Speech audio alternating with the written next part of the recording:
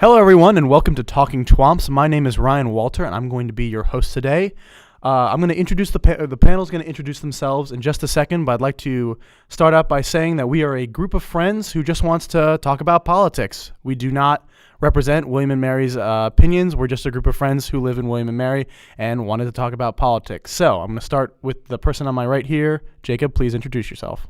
Hey, I'm Jakob. I'm an international relations student here at William & Mary with a focus in Latin America, and I'm excited to start off our first official episode.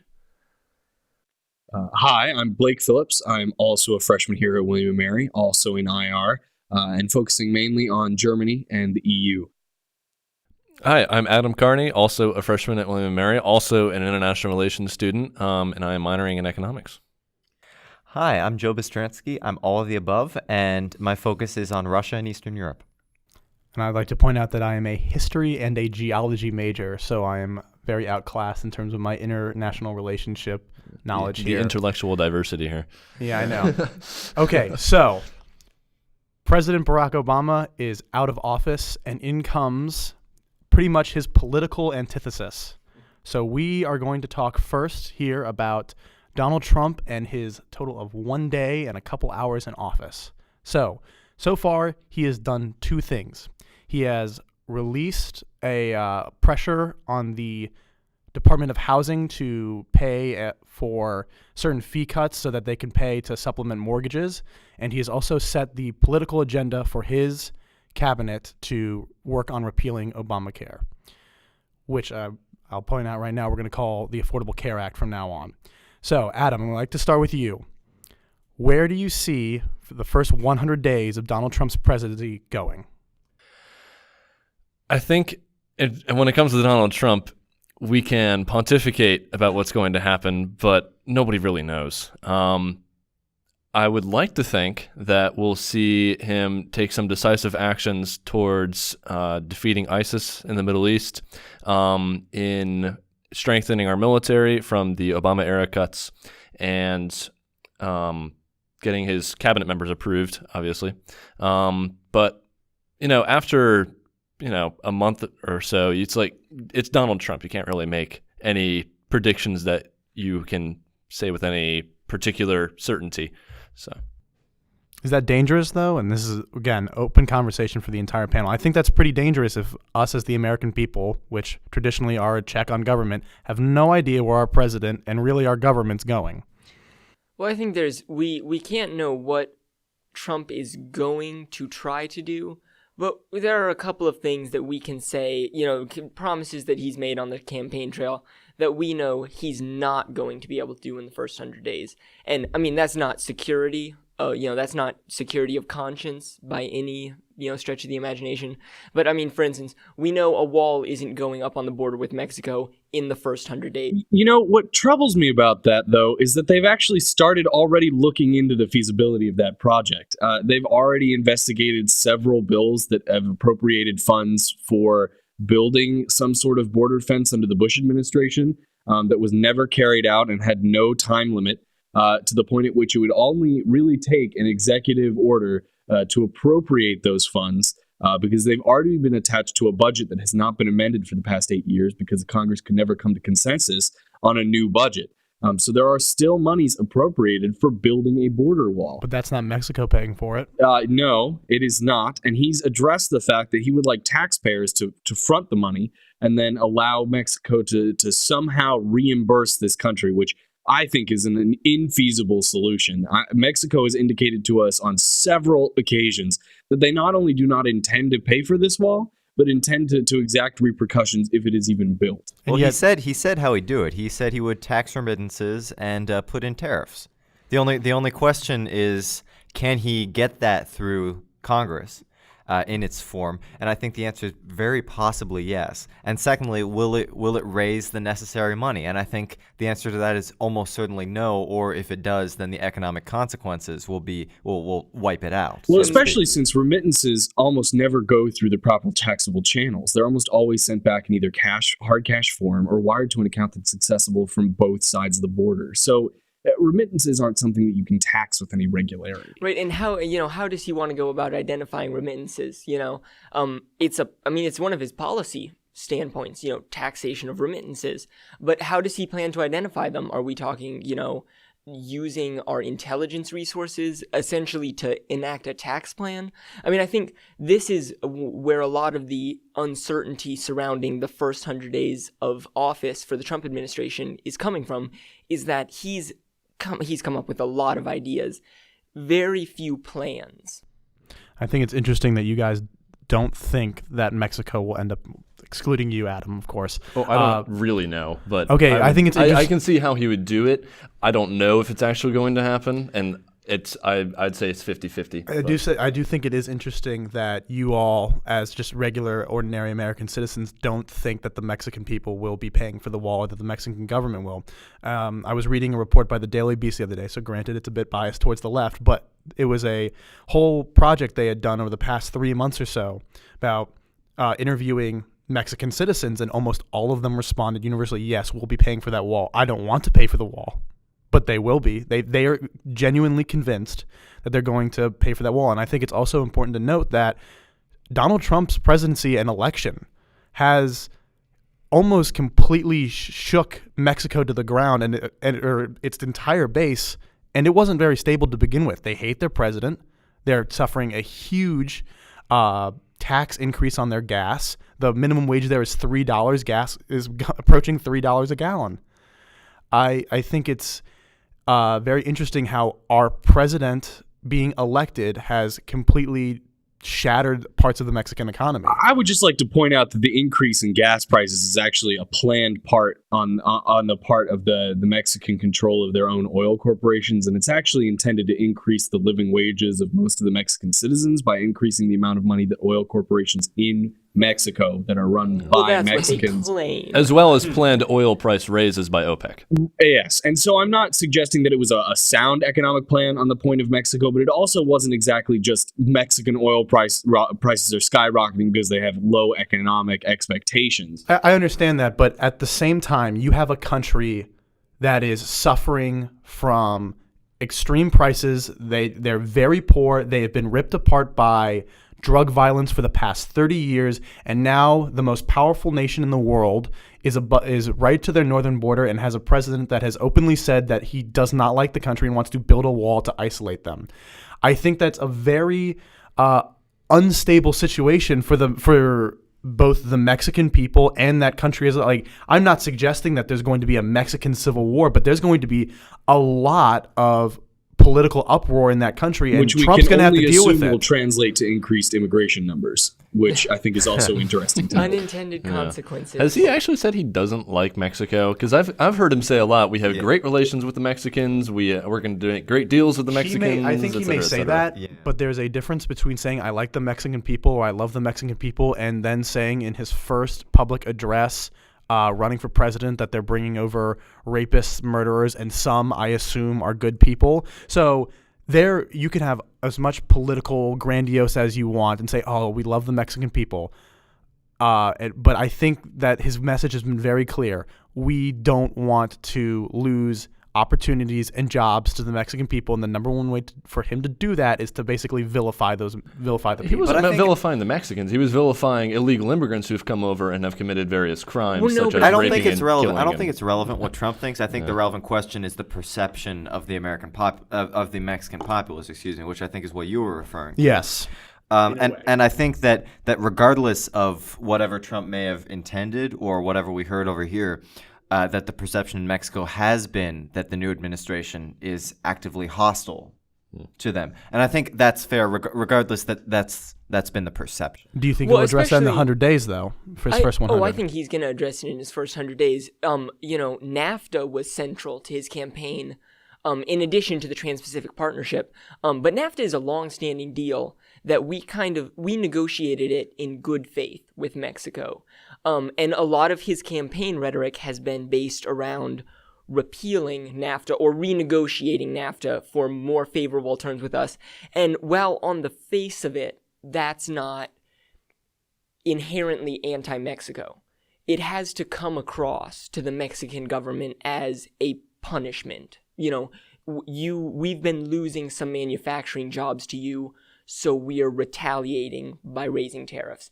And maybe that's not the intention, But if I was an official in the Mexican government, that would be at least partly my impression of it. Okay, so we've talked a little bit about Mexico, and I would like to point out that that's not the focus of his administration right now. But I think it's interesting that we instantly go to that, even though we pointed out at the beginning that his focus for his cabinet is repealing and replacing Obamacare, or the Affordable Care Act, excuse me. But we immediately jump to Mexico, the border wall, and all of that, because that's what he's been talking about. But that's not what he's focusing on. He's bringing up the 2012 election issue, it seems like. And now that he's been elected, he's actually working on it. So, Joe, we'll start with you. Yeah. The Affordable Care Act, is it a good idea, and should it be saved? No and no. The problem with the problem with the Affordable Care Act is that the Democrats had an idea about universal health care on the European or Canadian model.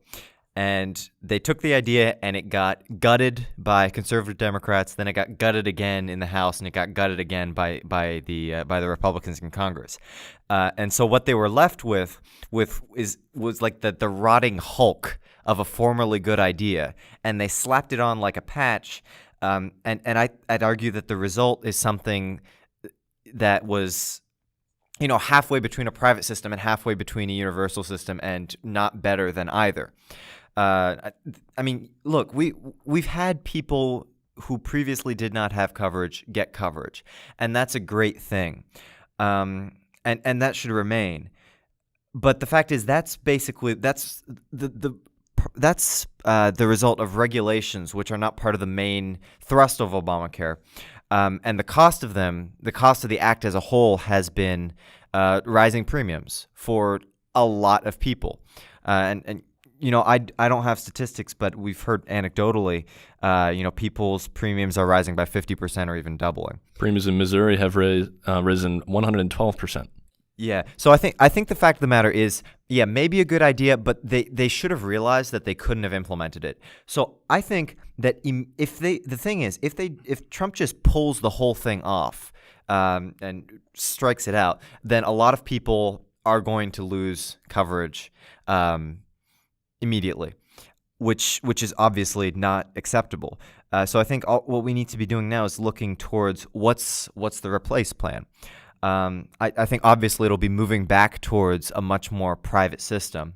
And the question is, can he, as he promised to do, can he open up those state lines to enable competition? And if that's the case, then the result might be better. See, I think that's one of the major issues with Obamacare, Affordable Care Act. I'm going to make that mistake the entire time. But I think that's one of the biggest problems with the ACA is that it has completely eliminated competition in a lot of the states. Montana, Wisconsin, Michigan, North Dakota, and South Dakota have one option for the minimum Obamacare or ACA coverage, and that's United Healthcare. The reason that they lost Aetna and Anthem and Coventry is because it's not competitive. They're not making their money. That's patently false. Okay, I'd like to address a couple of the things that have been said thus far about the ACA. You're absolutely right. The premiums have increased by 112% in Missouri, depending on who's covering you. If you're being covered by any one of the government programs, that's actually untrue. But I'd also like to address why the premiums did hike so fast and so ridiculously high. It's because the Medicaid and Medicare expansions that were also built into Obamacare were not implemented by the governors in the states who were obligated to implement them. And that's largely due to a 2010 ruling by the Supreme Court that dubbed these contributions to Medicaid and Medicare on the state's part were not constitutionally required, which honestly is probably what tore not only one leg, but both legs out from under the ACA. I don't blame the Supreme Court. I don't disagree that it's probably not a requirement that the states follow this federal mandate. But I do blame the Republican governors, for the most part, who did not implement these Medicare and Medicaid expansions simply because they had decided that they were going to obstruct the ACA's progress. If you were to look at the statistics of what would have happened if they had expanded their Medicaid and Medicare coverage, premiums not only would not have increased, they would have dropped, because those Medicaid and Medicare expansions were meant to cover those people that were too expensive for traditional insurance companies to cover. The only reason that premiums are increasing is because they're covering these people who have to buy health insurance and they're legally required to sell health insurance to. but are otherwise have so many pre-existing conditions that they are placing a burden on these health insurance systems. Normally, they would have gotten Medicaid or Medicare, which don't normally increase premiums just because they're covering somebody who has to go to the hospital frequently because they go to a public hospital. So and now the that- government is able to take the brunt of that care. So since it's not working, should they repeal it? Of course, they have to repeal it now because it's been crippled and it's buckling under the weight of a system that was meant to work, but has ultimately been crippled by the inaction of several Republican governors. Yeah, So, I don't wait, disagree wait, with you. wait. That's exactly my point. That if they had been able to implement everything they wanted from the beginning, then it would have been probably a workable, good system. But the fact is they failed to implement it, and the thing as it exists now simply doesn't work. But I don't think it's the Democrats' fault that they failed to implement it. I think it I did not absolutely- mention. No, I did but not mention the know you Democratic did. Party. I think it absolutely is the Democrats' fault that they didn't implement it. Okay, guys. Look, so- the wait. Democrats' job in that situation is to give them a law that they can agree with and that they can compromise on. The Democrats' refusal to compromise just as much as the Republicans' refusal to compromise is why it did not work out. That is So wait, absolutely that is- false. whoa, I don't think that you All right, could put we're- those we're- on the yeah, same level. I think we're but- gonna. Let's go to We're gonna Jacob go to on that. Jacob real quick, and then we'll come back to this part of the conversation. So I'd like to redirect this back to Trump because he is the. We're not going to get into the weeds of 2012 and. No, but we do need to everything talk that about it happened because back there. that's his administration's responsibility. But the problem I think we're having is when we're talking about repeal and replace, we're talking really optimistically about it. We're kind of discussing this as if there is a plan to replace it, and as if such a plan would get through both houses. And I maybe you guys have more faith in our legislative branch than I do. I don't think that can happen. I think it is at this point with the Congress that we have, impossible for them to pass an omnibus healthcare bill, in any way, shape, or form. I mean, is it possible for them to repeal it?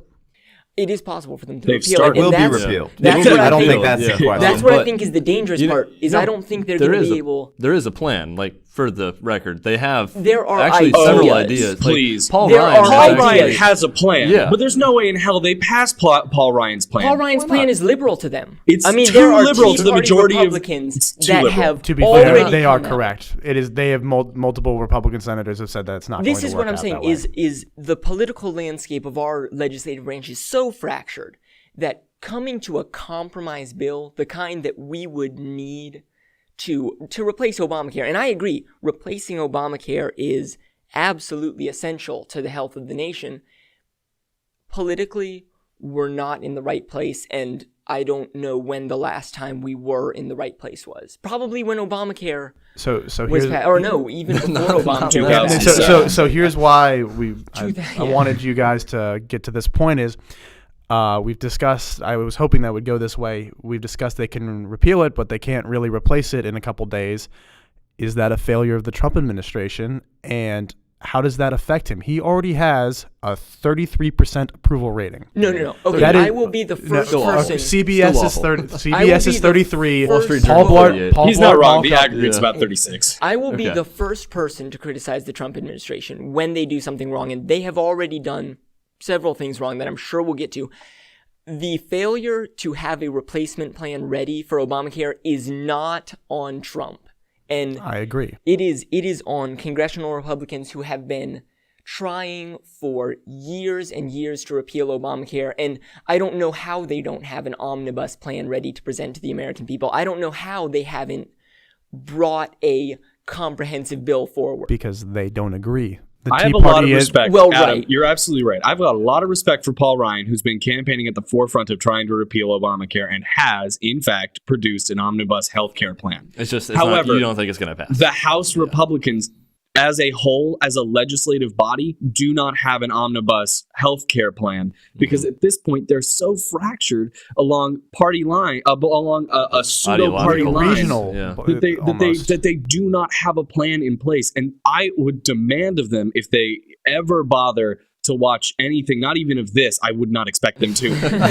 But You're being- yeah. Speaker Ryan, if you're out there. if they were ever to watch any commentary along these lines, I would place it on their shoulders to attach a repeal of Obamacare to the passage of an omnibus healthcare plan. Mhm. Because otherwise, Joe's right. we're going to watch at least 20, probably closer to 30 million people lose healthcare coverage almost instantaneously. And With no Absolutely. replacement. I would never advocate repealing Obamacare without a replacement. That would be insane. But at the same time, you have to repeal Obamacare because it's unworkable in its current form as well. So it's like you're stuck with nobody wants to pass a bill, but you can't not repeal it anyways. So it's like, but at the same, you can't. What do you do?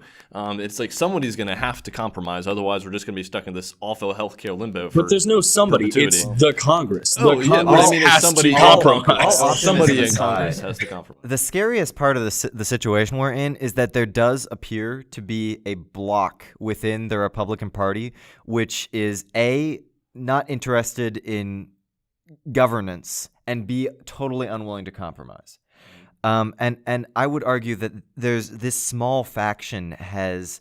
You can call them the Tea Party. Not so Well, small. no, look, I don't think it's necessarily the Tea Party as a whole, but I see your point. In The all point honesty, is- it is the reason that they think that Paul Ryan's plan it would be is the too Freedom liberal Caucus. is because Yeah, Paul, it is. It is really the well, freedom that's who I'm caucus. talking about. Basically. Paul Ryan comes from Wisconsin, a union state, even though they tried very hard to get rid of those unions and pretty much have Scott Walker. succeeded. Yes, Scott Walker. No Southern Republican from rural Mississippi is going to agree with Paul Actually, Ryan. to be Paul fair, Ryan's the Tea Party plans. isn't actually that deeply based But in it's the the deep South. They're It- much Yeah, more you're not based wrong. in, Midwest, in Texas, Midwestern yeah. Republican states. It's almost a different libertarian bent. healthcare mindset. But I'm gonna let Joe finish your point, please. I think the point I'm trying to make is that this bloc, I think, is basically interested in not having government healthcare at all, and well, because part of their ideology, I was looking for a nicer word, but that's what I'll call it, is that government does not work, and they're going to prove it by failing to govern.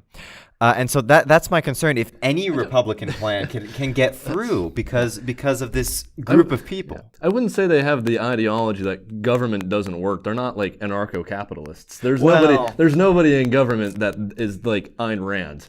I mean, you say that, but Ayn Rand had a lot of influence on government. Oh, they did. Well, I look, agree. it is required reading for all interns at Paul Ryan's office. Which I would say is good. It's good to have a broad spectrum of things. Whoops. Well, what else do they read? Do That's they what also I read wanna Karl know. Marx? I don't know. Okay, well, that would say Joe they should does just bring do up. that. Yeah, no, Joe, I agree. Look, with I'm that. using. I'm obviously being hyperbolic Yes. for effect, but I don't think that my point. Director, help.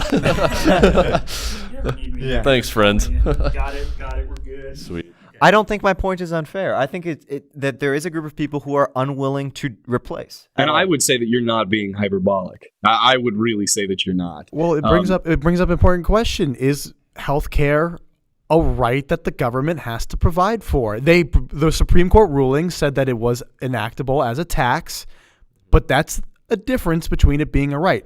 Personally, I believe that you have the right to seek healthcare, but I don't believe that you have the right to healthcare. I think we have the right to seek health care, and sure, we don't have, our government doesn't have an obligation to provide health care on the scale that it's provided in, say, the UK, where they have a national health service, runs all their hospitals. But I think that the private healthcare system as we have it in the US, which has had problems spanning back decades, which has consistently failed to serve our poorest citizens, is incapable of guaranteeing that right to even seek healthcare. I mean, you think without government support, there are areas in the US that would have the healthcare level, the provider level of a third world nation because it's not profitable to move into those areas because it's rural, because there aren't enough people. So we need some You mean government. Mississippi?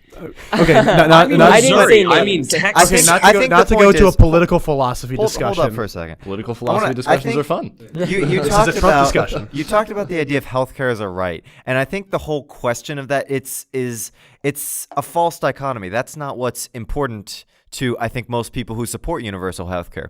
I think that the important bit is whether or not you think it's a right, quote unquote. Our country will be more successful if our citizens are healthier. Well, you have to understand that putting quote unquote to rights very much changes the discussion. It really does. I mean, if Roe v. Wade didn't technically make the right to an abortion a right, an actual right, not in quotes, then this whole Planned Parenthood discussion probably wouldn't be happening as it is today. Now, this is a discussion about Trump, not so much about political philosophy. So we're going to move it back to the Trump administration. It seems to be an agreement of this panel that if they fail to replace Obamacare, it's not so much a failure on the Trump administration as it is on congressional Republicans. Yeah. Now, the problem is with that, in my opinion, is that Trump is now the image of the Republican Party for a lot of the country. Which many of them would like to cast off. Yes, I realize that. Paul Ryan doesn't want Donald Trump to be the image of the Republicans for the Republican Party. He is. I'd like to He point very out that much is. I would like to point out that if I were to choose an image of the current Republican Party, I would name Paul Ryan. Paul Ryan would be the face of the Republican Party to me because he represents what I think is a new version of the outgoing Republican old guard, who really is interested in conservative economic governance, but at the same time... What we would call classical liberalism. Economic liberalism. Yes, exactly. Economic liberalism, not to be confused with the liberals. I believe that the face of, and really the hope for the continuance of the Republican Party in Congress and moving forward rests on the shoulders of Paul Ryan and his colleagues. And I think a lot of that is really dependent on how Donald Trump does as president. Exactly. If he is just a horrid failure and doesn't run again in 2020, which I'm hoping for. Not that he's a horrid failure. I hope that he doesn't run in 2020. I would never. I don't think.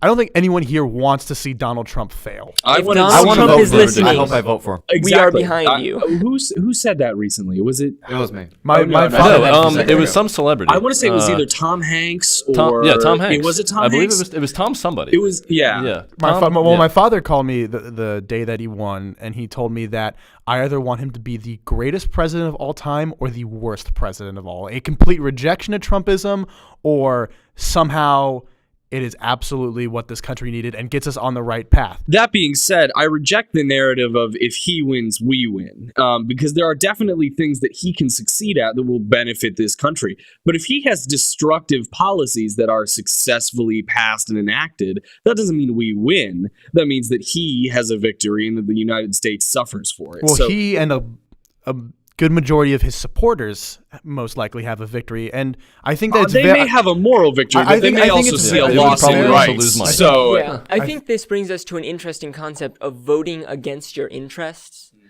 where we've had such a frustration with the current political climate that, and again, we all watched the election night together. We saw Wisconsin. We tracked it, by the way, Tolliver News Network. It was very funny. We saw Wisconsin and we saw Michigan. 2 hours before they did. Oh, yeah, that was Thanks, man. CNN. Where are you? But we Not saw doing Michigan. your job. We saw Wisconsin go for Trump.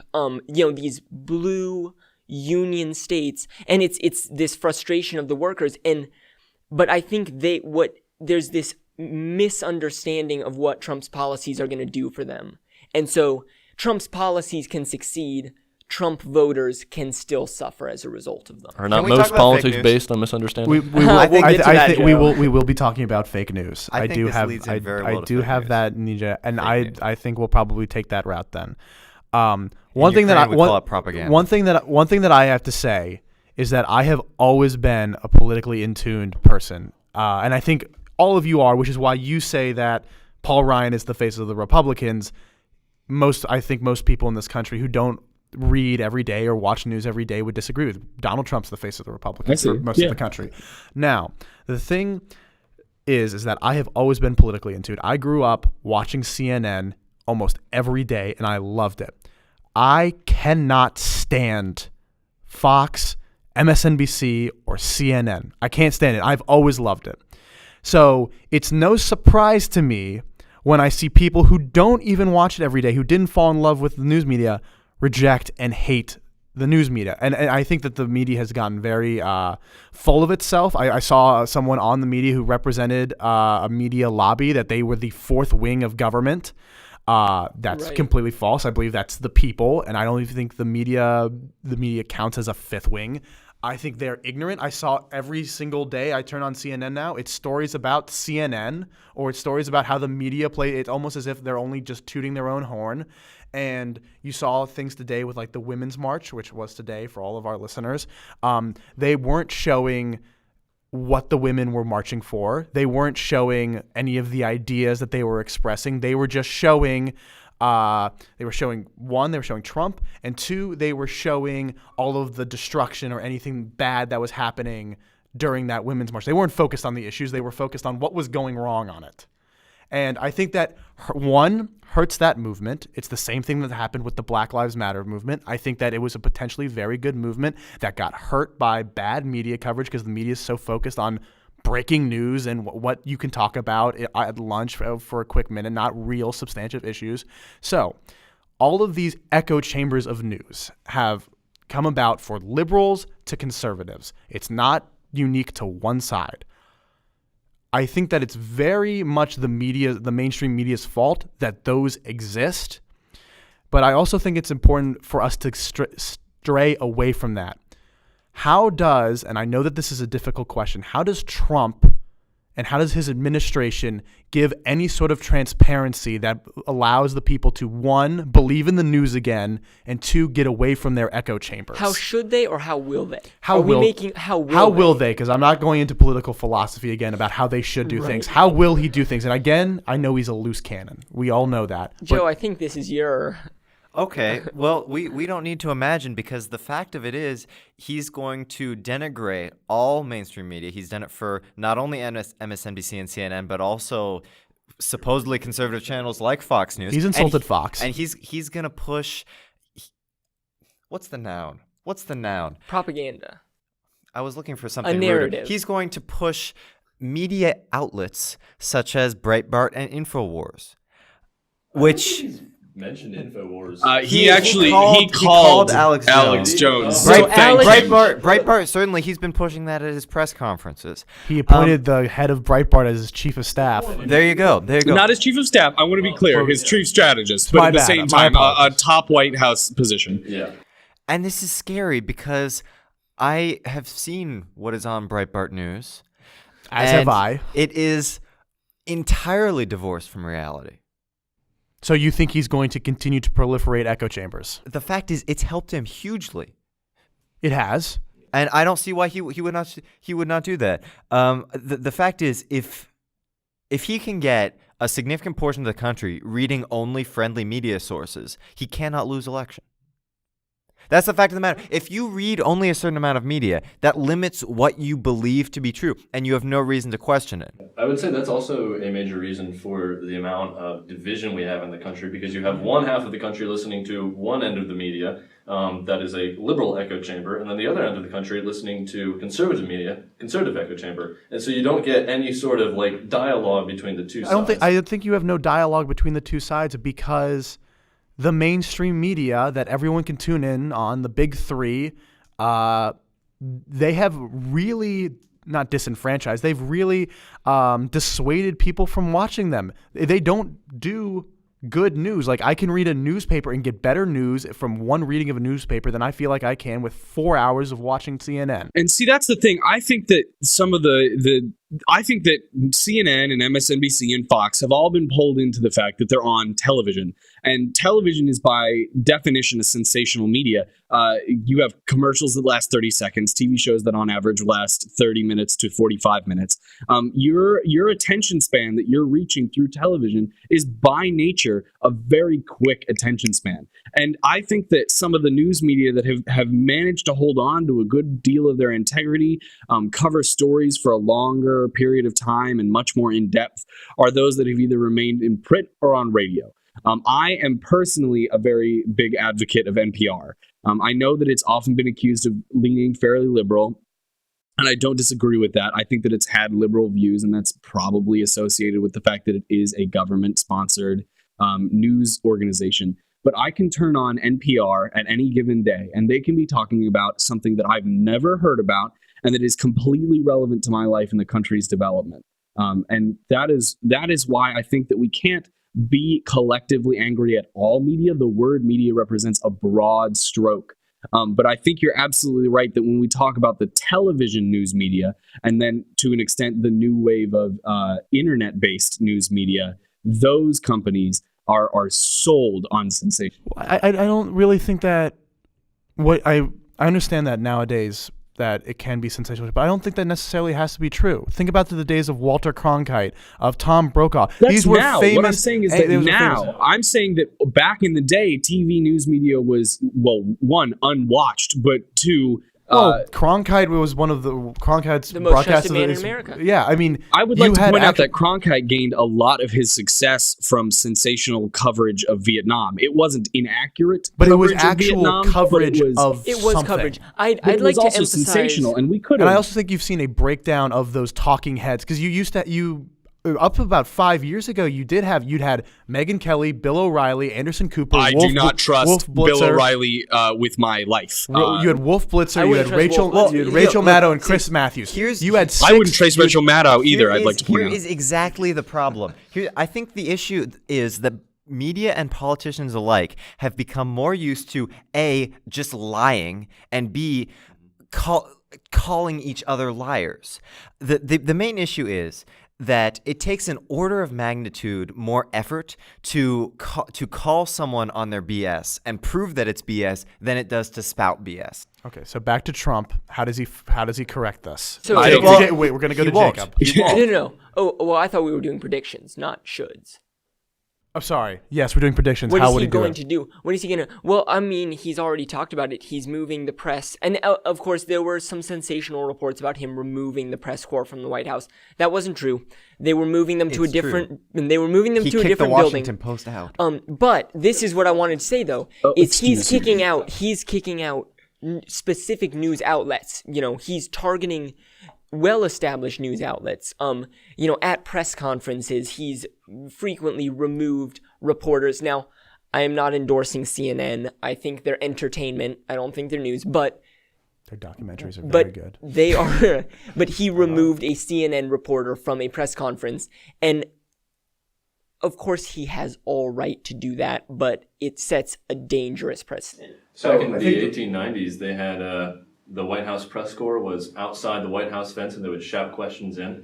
Fun fact. That being said, they were all released in newspapers the next day, so it's not as if they were trying to get live coverage. So I think the interesting thing is now that we're going back to actual Trump policy, he said that he's going to open up the libel laws of this country. Okay, I know that you're a strict constitutionalist and very much going to be a lawyer. Do you think he's going to do that? Do you think he's actually going to put forward a plan to do that? I think that we all freaked out at that. I think that, to be honest, there are a couple of things in between him and even trying to approach that level. I think it's a fear. I think if we see him moving towards that kind of policy, we should definitely call it out and tell him to stop. But there are no federal libel laws on the books at all. And even if there were, opening them up is just an act of repealing and then placing new laws on the books, which you wouldn't open anything. And then I'd also like to point out that it's still a libel law, which requires judges and justices across this country to agree on what exactly a libel case constitutes. So it falls back to the judicial system. And no matter what he tries to do to open up libel laws, I think that we have to watch him. We have to be careful. We have to make sure he doesn't do it. But I think it's not the thing that we need. But I want to point out what this means for his attitude towards the press. Is he's taking these criticisms, this coverage of things that he has said and done, and their analysis of it, and he's interpreting it in such a way that he, at some point, and maybe he doesn't anymore, maybe he's changed, but at some point he said the words, open up the libel laws. He wants to sue these news media outlets. So he believes that criticism is libel. And I just think that beyond anything that he can do legally, that points to a dangerous attitude on his part. Right. Okay, so we've talked a lot about Trump. Yeah. We're gonna. Adam's got a good fair point, enough. I think. I was going to say, you can't open up the libel laws without the Congress being on your side. Exactly. And the thing we can trust the Republicans with is free speech, I would say. So that's the last thing we'll have to worry about. Joe is Joe is skeptical. skeptical. Okay. Yes, Joe is always our Freedom skeptic. Caucus is All not right. going to be I passing think the any Freedom anti-free Caucus is speech the bills one anytime thing we soon. can trust the Freedom Caucus Caucus on on. is- I'm not concerned about government censorship. I'm concerned about self-censorship. Which would be a problem. Yeah. The fact Alright. is, if Oh. people only read certain outlets, it's the same result. Okay, so we've talked a lot about Trump. We've talked a lot about political philosophy and other things as well. I'm sorry we couldn't get to business and trade because I think that's also going to be an important part of his first 100 days. But we're going to go around, starting with Jacob, ending with Joe. We don't allow Jacob to get the last word on this show. Hey, that is an Okay, unpublished pilot. at the end, all right, give me a prediction of his approval ratings average after the first 100 days. So at the end of the 100 At the end of days. 100 days, what his approval rating right now is aggregate 36. I'm going to say somewhere in the low 30s. We're talking like 32, 31. I think he's not going to be able to do enough in the first 100 days to tank it too much further. And I'm going to put a caveat on this. There is a chance, a good chance, maybe not, above 50%, but there's a chance that we're going to have some scandal come out that's just going to tank it to the teens, and I'm going to look really stupid for saying this. But first 100 days, nothing much happens. We stay in the low 30s. It's after that it tanks as his policies come into effect. Blake? I think he's beyond scandal at this point. I think that his I think approval you're- rating over the next 100 days is going to depend almost entirely on how many more companies announce that they're going to bring factories back into the U.S. Give me a number. regardless. What? Give me a number. How many companies? No, give me a percentage. I think it ranges between 41% if a lot of them say that they're coming in, and 31% if many companies do. Adam? I'm going to say it's probably going to be around 50%. The Republicans are going to warm up to him, and those 20% or so of Republicans who currently dislike him, as his policies come into effect, if he does a decent job. But there is the other half of the country who, because of the insulated bubble that both halves of the country live in, are going to dislike him no matter what he does. And so I'm going to say it's about 50-50 approve, disapprove. Joe? Presidential approval ratings historically always plummet in the first 100 days, and Obama is a good example. I think the fact of the matter that in the approve crowd, I bet there are a lot of people who are just happy that he's not Hillary, and I think the honeymoon period will inevitably wear off much faster than anything that he does will gain approval from people who currently don't approve of him. I expect high 20s, low 30s. All right, I'll highball it just to get that out there. I'll say 58. Just somehow. Something happens. Something Unicorns happens. are real. I don't know. We get attacked and he declares war and everyone loves him. I don't know. 58. That's what I'm going Oh, with. That now would do that's 58. that's a situation that I could, definitely I can see see 58. happening. All right. Thank you, everyone, to listening to Talking TWAMPs. I'm Ryan Walter, and goodbye.